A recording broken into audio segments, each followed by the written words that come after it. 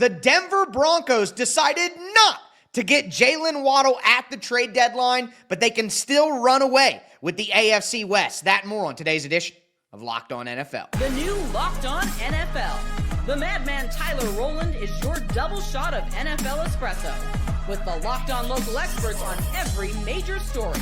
Get ready, Rowland is revving up. The new Locked On NFL starts now. Locked On Podcast Network. Your team every day.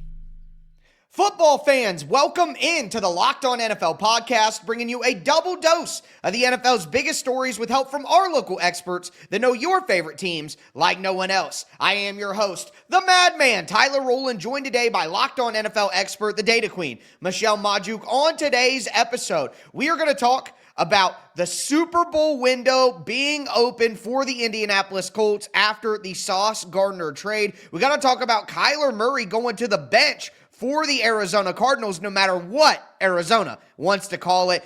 But we got to start with this Thursday night football matchup between the Denver Broncos and the Las Vegas Raiders. Before we dive in, do want to thank you for making Locked On NFL your first listen.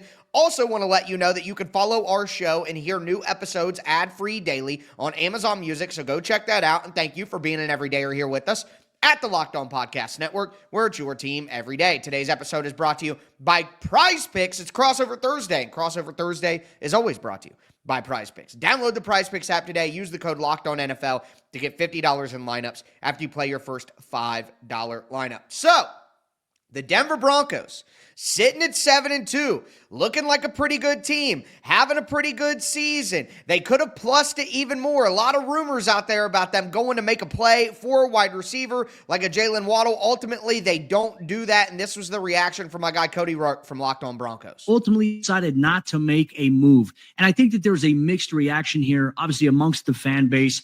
I understand that Broncos fans wanted the team to go out there and make a move. There were rumblings about them being interested in wide receivers across the NFL, potentially Rashid Shaheed, who ends up with the Seattle Seahawks. There were some rumblings late on Tuesday about the Broncos having some interest in Jalen Waddle, but the Broncos ultimately decide not to make a move there. And if it were around the standpoint of Jalen Waddle maybe coming to Denver, he would have certainly made this offense better in a handful of different ways. We talk about all year long, Courtland Sutton seeing press coverage from obviously the best corner that the opposing team has and a safety over the top and inside. They're bracket covering Courtland Sutton quite a bit, especially on key passing down situations. And you want a guy like a Jalen Waddle. I mean, certainly if he were added into the mix to this team, Jalen Waddle could have taken maybe that pressure away because of what he can do in the short to intermediate underneath. Certainly he brings that value to the table, but the Broncos believe right now with where they're at, the asking price, I think if they were truly in and having conversations about maybe being interested in Waddle, I think Miami's asking price ultimately too high. Do you think a first-round pick, which would probably be a late first-round pick at this point, the way the Broncos are playing, would be too high to pay for Jalen Waddle in the situation the Broncos are in? In the situation the Broncos are in, I don't think it would have been the worst move ever. But with Jalen Waddle, you have to worry about injuries with him as well. Now, he doesn't miss a ton of games, but it seems like every single game he's hobbling to those sidelines with an injury. It would have been a nice compliment to Courtland Sutton for sure, because Sutton is not this like technical route runner that can get open when there's guys like all over him. Like that's just not the type of player he is. Waddle would have offered that.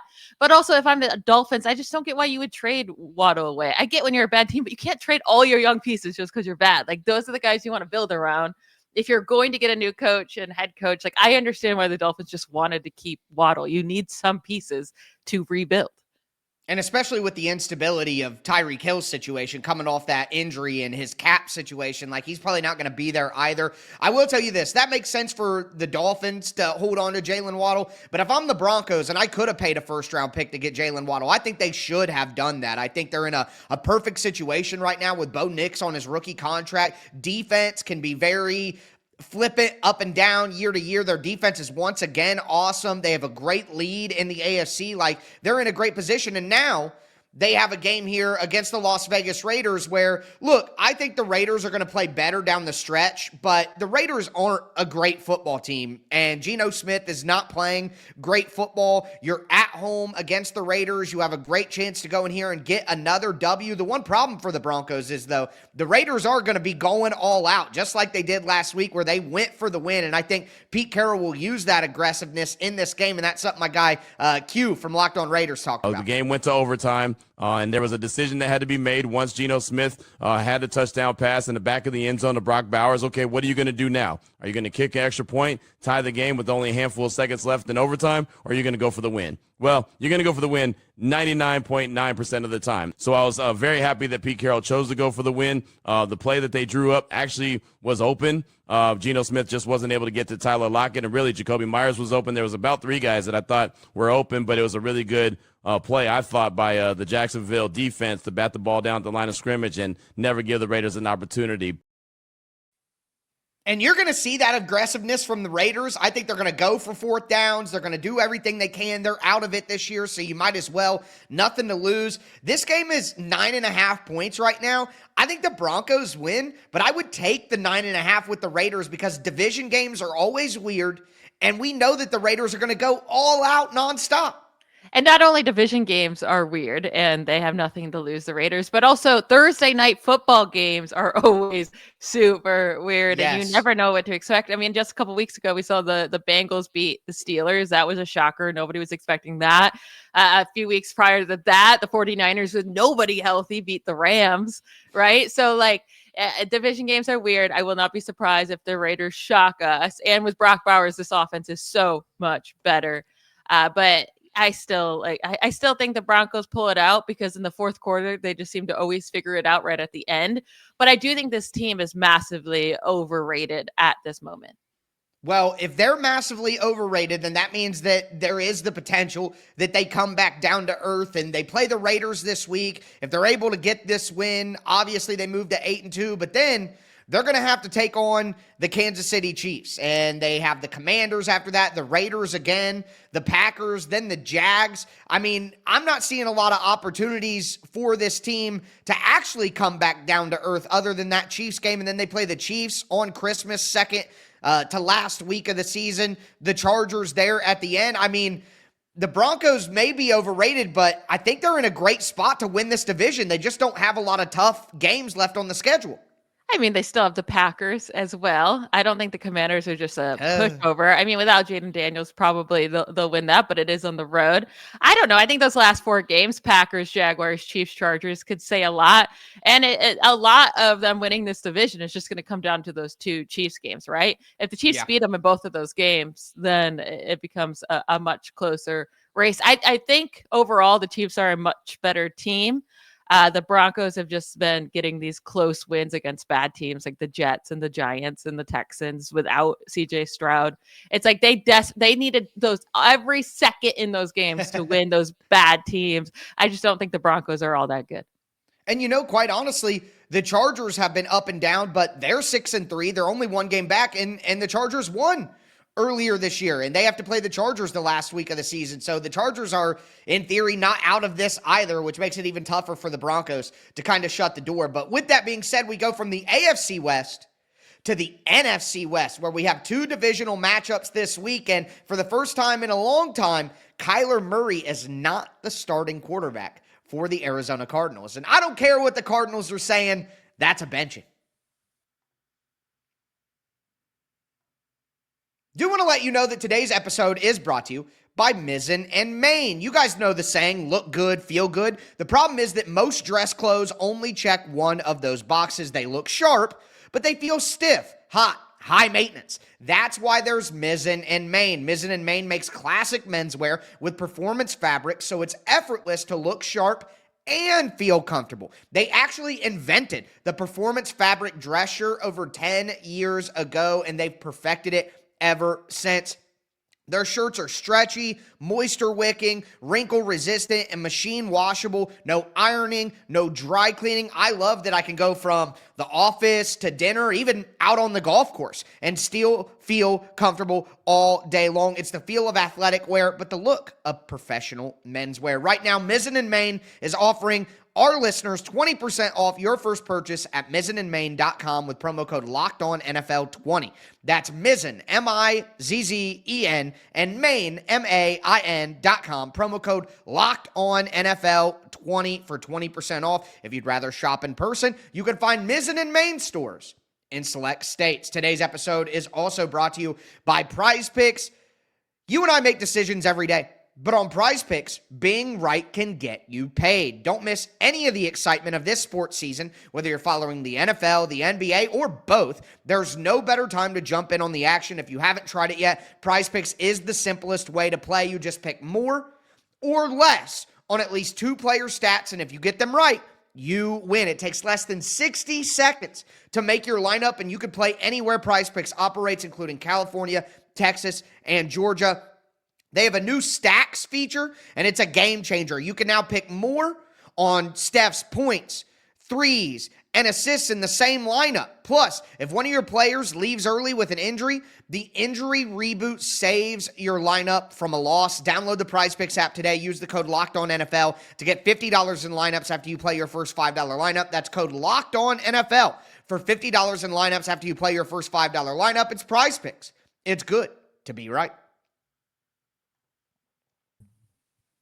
All right, Michelle, let's continue today's edition of Locked On NFL. We talked about that Thursday night football matchup with the Broncos and the Raiders, and mostly talked about the Broncos, who are the more interesting team in the matchup. But there is a major bit of interest going on in the NFC West right now. You have 3 teams that have been super competitive. Well, I should do it this way if we're talking about tiers. You have 2 teams that have been incredible this year with the Rams and the Seahawks, who deserve more love. You have the 49ers, who have been scrappy despite all of the injuries. And then you have the Cardinals, who have had their moments, but I think are clearly the worst team in the division. Either way, it might be the best division in football. It's them or the NFC North at this point for me. And it's only going to get more interesting as we go down the stretch here. And it got more interesting during the trade deadline when the Seattle Seahawks made what I think might be the most underrated trade of the deadline. Jackson Smith-Njigba's got a new running mate in Seattle. The Seahawks sending 2026 4th and 5th round picks to the Saints for speedy receiver Rashid Shaheed. This is a deal that makes a ton of sense for both sides. The Saints, in last place in the NFC South, are looking to accelerate their rebuild, stockpile draft picks. They get 2 early day 3 selections for next year's draft on a player that has an expiring contract and will be a free agent next year. As for the Seahawks, they already know that Shaheed can get the job done in Clint Kubiak's offense. He did it last year in 6 games before an unfortunate season-ending injury. Shaheed was on pace for over 1,000 receiving yards and nearly 10 touchdowns, was one of the top 10 receivers in yards per reception as well as touchdowns. At that point when he got hurt, he is a speedy, electrifying downfield threat that averaged 17.5 yards per catch last year in Kubiak's offense, and he was one of the most prolific threats at 20-plus yard catches in the league up to the point that he got hurt. He also can be used in the run game on jet sweeps and in other capacities. He's been an all-pro punt returner. I'd expect Seattle is going to use him in the kick return game with Torrey Horton staying back as the punt returner. Gives them more weaponry on special teams as well. And with the injuries that Seattle's dealing with, Cooper Kupp, Jake Bobo, Jarek Young, all banged up right now, this move makes a ton of sense for the Seahawks, both in the short and long term, with the hope that they can extend Shaheed and he's able to play in Clint Kubiak's offense in Seattle long term. I mean, I just love this move. He's a perfect scheme fit. His speed fits perfectly with their other options. This is going to open things up for Jackson Smith-Njigba with the way that they're playing right now. I think this was the perfect move for Seattle, my most underrated move of the trade deadline.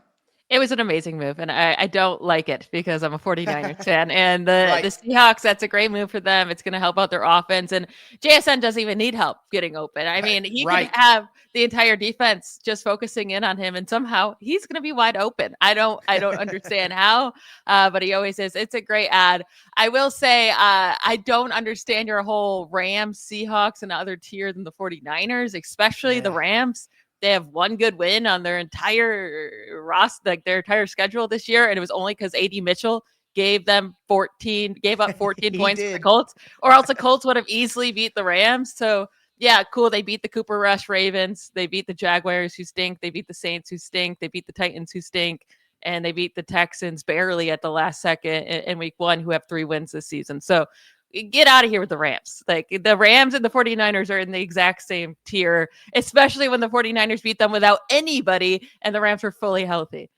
Look, I got to be honest. It's more of a future play here. With all of the injuries that the 49ers are dealing with, I just think it's going to be so difficult for them to stay at the level that they're going to need to make a deep push. Whereas the Rams, they may have gotten some lucky wins here and there or beaten some bad teams, but they just continue to be consistent, and they still have most of their top players, even though it seems like Puka gets hurt every other week. I just think long term that the Rams will be able to sustain their level of play, where the injuries to San Francisco may make it difficult, especially on the defensive side of the ball. Like, Robert Saleh is probably going to be a head coach again here soon because he's doing such a great job there. But, what is the ceiling for the 49ers with their best players on defense out for the entire season, Yeah, the ceiling in the playoffs, probably not great without Fred Warner and Nick Bosa. But I just, give the 49ers more credit than that. And putting them and the Rams in different categories is crazy when, the 49ers are pulling out these wins with so much less talent on defense, especially. And they don't even have their starting quarterback, and they haven't had any of their starting wide receivers, and George Kittle just got back. It's like, okay, they might be hurting on defense, but their offense hasn't been healthy, and it will be soon. So you should give them credit for that at least. We will see. I'm going to remain skeptical, but regardless of that, we have some great matchups here. Arizona at Seattle. And then the Rams actually play the San Francisco 49ers this week. So we're going to get some answers there. If Arizona is able to knock off Seattle and get back in it, I'm going to be absolutely shocked. But they did step up in their previous game when they needed to, as my guy Alex Clancy from Locked On Cardinals discussed. Everybody knew how big of a game this was. Everybody knew that if there was going to be any sort of momentum gained for this year with any sort of relevancy attached to it, they were going to have to win tonight. It's pretty clear, pretty obvious. But the way it happened, how they dominated the second best offense in the NFL this year, and how Jacoby Brissett just has this offense. Marv, 7 for 96 and a touchdown. You saw what made him special when he made DeRon Bland fall like he was in Toy Story. That's a pretty funny analogy to make there, but the Cardinals with Jacoby Brissett have been a lot better. I think the Cardinals defense is decent. It's just Drew Petzing and the offense, which we have talked about before. Can they get on track? If Jacoby Brissett is kind of what they needed to get all of their weapons going, which they do have some pretty good weapons in Marvin Harrison Jr. and Trey McBride as well. If Jacoby Brissett can kind of steady the ship there, they might be able to pull something out here any given Sunday, but I'm still skeptical of that, and I think the Seahawks are playing too well. Yeah, and this Brissett thing, it's like, okay, he did well against the Cowboys. Everyone does well against the Cowboys. I even think if Kyler Murray played, he would have done well against the Cowboys. This whole Kyler Murray benching thing, I know they're not calling it that, but it is wild to Liars. me. What are you going to do with him, right? For Jonathan Gannon, you think that Jacoby Brissett is going to save your job? You're going to have to start all over next year. And, the more games you win or try to win, the less likely you are to get a good quarterback in the draft. So I don't know. I don't know really what their plan is here. I would have put Murray back in. I think Murray would have been plenty good against the Cowboys because every quarterback is. I just think the Cardinals are stuck. I just think that Kyler Murray isn't a good enough quarterback to kind of elevate them to the next level, but he's not bad enough to where you can easily move on and get somebody better. Like you said, they're not going to have a high pick in the draft. And how many times do we got to see, rookie quarterbacks don't always come in right away and play great football. They're rookie quarterbacks, so the Cardinals are likely, even if that rookie quarterback who they draft ends up better than Kyler Murray long term, they're probably not going to be better than Kyler Murray in year one, which is going to make the Cardinals worse next year, which if you're going to Jacoby Brissett, it's because you can think you can win more games. They're clearly not interested in being worse. They want to be better. So it's just like they're just kind of stuck in a bad spot. And I think even though they're better with Jacoby Brissett, that has to, as a Cardinals fan, actually make you sad. Yeah, I wouldn't want that. Like, Jacoby Brissett's not your future, right? I don't even, he's not going to become the next Baker or Sam Darnold or anything like that. It's not happening. Right. He's much more likely to go the Carson Wentz route, where it's like a couple games you can look good and then you start to fall apart a bit. And same thing's happening with Mac Jones now too, right? It's like, well, he had an okay game this last week, but it started off hot and it cools down because these guys are backups. That's what they are. They are meant to be a backup, and that's what Brissett is meant to be. He should not be a starting quarterback long term. So that he's going to disappoint them sooner rather than later. And then you have a upset Murray that's paid a ton of money, and then a pointless Brissett. Yeah, it's kind of a tough situation. All right, with that being said, though, who wins the NFC West? The 49ers schedule is super easy. I'm going to go 49ers. All right, I'm going to go the Seahawks. Actually, I lied. I'm going to stick with the Rams. That was my preseason prediction. I'm going to hold the fort. But what happens when the 49ers win this week against the Rams and sweep them? All right, we will reevaluate at that time. I will make sure that we personally next week reevaluate at that time. But with that being said, talking about who can win the division, what their long-term goals are, what the ceiling is, the Indianapolis Colts might have raised their ceiling in a major way over the trade deadline when they got Sauce Gardner.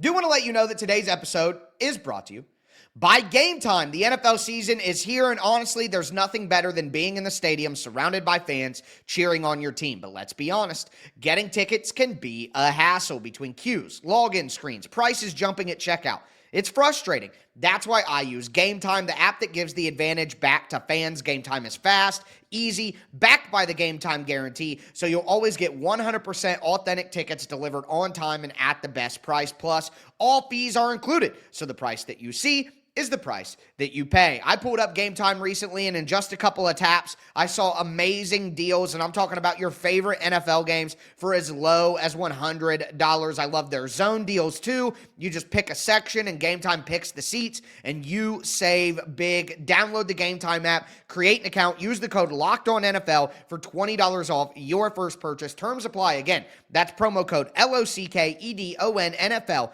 for $20 off. Swipe, tap, ticket, go. Download Game Time today. All right, Michelle, let's cap off today's edition of Locked On NFL. Talked about the Thursday night football matchup with the Broncos and the Raiders, hit on the NFC West and all the excitement over there. But now want to move to some more trade deadline reaction because we got the Indianapolis Colts going all in, making a big-time move to get Sauce Gardner. And my guys over at Locked On Colts talked about how the Colts are all in here, and this opens the Super Bowl window. But the Colts over the next 25 games, so the rest of this season and all of next season, are paying around $10 million of cap hit for Sauce Gardner. That's $10 million for a season and a half of play of a guy who, again, at worst is going to be one of the better starting corners in football. So you really are looking at like a 2-year window now for this team to go and win a Super Bowl. And I know that sounds crazy from where we're coming from before the season, but when you make a move like this, it's signifying that this is all in. This is the move. When we joked in years past about like all in, like this is what we're actually talking about. This is not, the all in move of trading Naeem Hines for Zach Moss and stuff like that. This is going for an all pro corner at 25 years old, who's been doing some, again, in his career, been very, very good player. So, this is absolute insanity. I will say this is the best team that the Colts have had under Chris Ballard. Yeah. I know back in 2018 they had Andrew Luck, and you always want to say with Andrew Luck, it means that, things are better. But that team wasn't ready to compete for a Super Bowl. It was in the early makings of getting there. This Colts team this year, they have one of the best offenses in football. I know they had a step back this past week, but it's still one of the best offenses in football. And the defense, I think, was showing some good things. They just needed a little bit more on the outside. Now coming out of the bye, they're going to have Travarius Ward and Sauce Gardner on the outside, two probably of the, I would say if you put all the corners in a bucket, they're probably two of like the top 5 best scheme fits for Lou Anarumo in the entire league. And it's going to open up everything they want to do on that side of the ball. And the defense has been lacking, and I think the pass rush isn't going to get significantly better no matter what kind of trade they made. Doing a move like this, I think it helps the other way. Sauce Gardner, Travarius Ward, they're going to be great at pressing at the line of scrimmage with all those different exotic looks that Lou Anarumo is doing, Dr. Lou, as they're calling him, in Indianapolis. I think this is a very smart move. I think this is a good fit. I think this all makes sense for the Colts. I do think that they overpaid, though, and I think we're 2 bad games from Daniel Jones in January away from this looking like a very risky move. That's the thing, right? I think the biggest worry with the Colts is, did Daniel Jones come back to life last week? I really just think it was a bad game. I was saying, I think last week on the podcast, I said, like, I will not be surprised if the Steelers come out and play lights out defense. This is what happens in the Mike Tomlin era when no one gives them any hope and everyone's picking the other team on Sunday morning. The Steelers are going to come out and prove them wrong. It's like, they play up to competition and down to competition. And down, so, yes. Yeah. So I knew for sure, like, this was going to be a tougher game than people were giving it credit for. And the defense played lights out. But I think the Colts will be just fine on offense. We'll see, like, if Daniel Jones has a Sam Darnold type moment at the end of the season where it's like too much for him, like it was for Darnold. But the Colts did have ranked 26 in pass defense, allowing 245 passing yards per game, a ton of deep completion. So they needed to fix their secondary. And you did bring up, like, the pass rush not being great. Like, adding a secondary piece can actually help your pass rush, because if they can hold their coverage longer, then it's easier to get to the quarterback. You have more time. So I think it was a great move for the Colts, and I love that they're going all in. I like when teams do this. Yeah, I think it's a risky move. I think it makes sense. Like, I'm not going to deny that Sauce Gardner is a good player. You know that I've been higher on Sauce, even after he's maybe dropped off the level of play that we saw from him immediately at the beginning of his career. So I think this is a really good player, really good scheme fit, big need on the team. It all makes sense. But, man, 2 first-round picks for a cornerback and a former second-rounder in Adonai Mitchell, that's just – it's a lot to pay. And you only do that, as I said on yesterday's show, you only do that. To me, the big takeaway here was how much they believe in Daniel Jones. Because you only do that if you think that quarterback is solved and you're not going to need to address quarterback. And I don't know. We just got to see it. It's been a good 9 weeks, but man, we got to see it, and they better be right about Daniel Jones. But the other big move with the Jets was sending Quinnen Williams to the Dallas Cowboys. Now, I know these teams are in different places, so I'm not asking if they can do the same things. But which move do you think has a bigger immediate impact? Do you think that Sauce Gardner takes the Colts from one of the best teams in the NFL to certified Super Bowl contender, one of the favorites? Or do you think it's more likely that Quinnen Williams stabilizes the Cowboys and gives them a good enough defense to where they can become a wild card team? No, I don't think the Quinnen Williams thing changes all too much. He's a great player, and he'll help out your run game a bit, and it'll make you a little bit better instead of the worst. But Micah Parsons there last year with the Cowboys, they were still a terrible defense. Right. Quinnen Williams was on the Jets. They've been a really bad defense this year, right? So it's not like one guy is going to make that big of a difference. I'm shocked they went all in this move when they didn't pay Parsons, and then you lost this past week to give you only 3 wins on the season. The whole thing's very confusing to me. Jerry Jones is just not in his right mind. But I don't think it changes all that much for the Cowboys and what's going to happen with their season. With the Colts, so this could be the one piece they're missing. They already have pieces. They're already, they're not the worst defense in the league. They're middle of the pack. This could actually bring them into being maybe top 10. No, I agree with you 100%. I think it's going to make a much bigger difference for the Colts at the end of the day. But I do love what the Jets did in this one. I love that the Jets dumped all these players. They weren't going anywhere. They get first-round picks on top of first-round picks when they need quarterback, they need weapons, they need everything on the offensive side of the ball. They need to restock the defensive line. I got pushback yesterday from my guy Luke Braun, the brain, for sure on that one, but I love what the Jets did. So we could talk about, the Colts aspect, the Cowboys aspect. I agree with you 100%. I don't understand this move for the Cowboys. It's not going to move the needle enough, and why wouldn't you just have kept Micah Parsons? It just seems totally insane, and I like the move from the Colts, but I think they're both risky moves that we could look back a year from now and be like, man, they paid a lot to make those moves. Yeah, but at least with each of the players, you got a good player, right? So I don't think either of them are going to be too disappointed, especially even if Daniel Jones doesn't end up working out. It's still nice to have an elite corner, right? Like, it's not like a bad thing. So I'm not too worried about either move. The Jets did have to sell some pieces. I'm just shocked they kept Breece Hall. Like, trade him. What are you keeping him? Yeah. It's weird to give up 2 cornerstone defensive young players and then keep your running back, but whatever. Yeah, I mean, listen, I'm not going to try to get in the mind of the New York Jets. That would be a dangerous place to be. But with that being said, that is going to do it for today's edition of Locked On NFL. Again, I am your host, the Madman Tyler Rowland, for my co-host, the Data Queen, Michelle Majuk, as we tell you every single episode. Thanks for tuning in. Stay safe out there. Bye, y'all.